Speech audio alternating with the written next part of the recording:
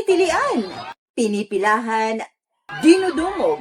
Bakit tila nahihiba ngayon ang Mindanao sa isang nakabandana na reggae artist? Sino ba si Elias JTV? Takong sabay-sabay sa! Paanong ang isang online music personality ay humakot na ng libo-libong mga tagahanga? Ating alamin bakit patok ngayon sa Mindanao ang Elias Menya. Tubong Magpet, Cotabato, si Elias Lintukan Jr. ay membro ng tribong Manobo. Kaya kasama niya sa mga performance ang kanyang Kalumad band. Bilang pagpupugay sa kanyang tribal roots. Mula sa pagtugtog ng mga reggae covers tulad ng mga kanta ni Bob Marley, unti-unting nakilala si Elias sa kanyang kakaibang performance. Naaaliw ang mga manunood dahil sa kanyang stage presence at sa kanyang killer smile. Kaya nakakasabay sa kanya ang mga audience. Yung balay ko matulog. Musugot di ay ka.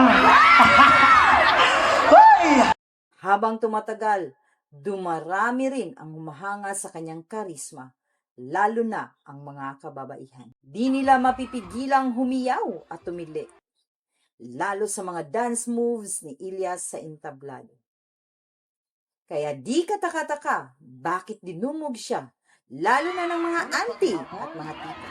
Isa sa mga performance na humakot ng libu-libong fans ay naganap sa Tagum City, Davao del Norte noong Pebrero. Dito halos di magkamayaw sa dami ng tao kung saan isa tayo sa sumiksik at nakisaya. Ang performance niyang iyon ay parang hysteria dahil sa ilang fans na di halos magpaawat makalapit lang sa kanila. Tulad ni Ate Girl na ito.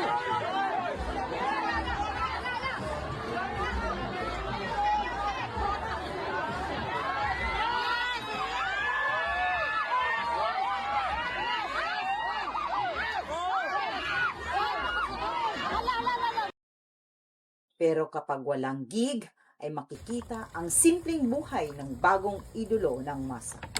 Nagtatap siya ng dagta ng goma. Nagkukopra din si Idol.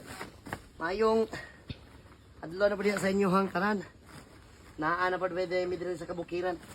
Sa tulad kong fan, nakaka-relate ang marami lalo na ang kababaihan dahil sa simpleng buhay ng ating idolo. Uhahay. Laban lang kita kanunay sama sa ginaingon sa kanta nga kuan. Ang kinabuhi.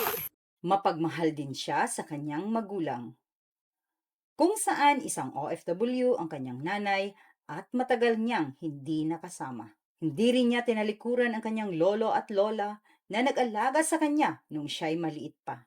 Ilakay. At supportive ang kanyang partner, na lalong nagpatingkad sa pagmamahal ng mga fans sa kanilang idolo dahil sa pagiging family man nito.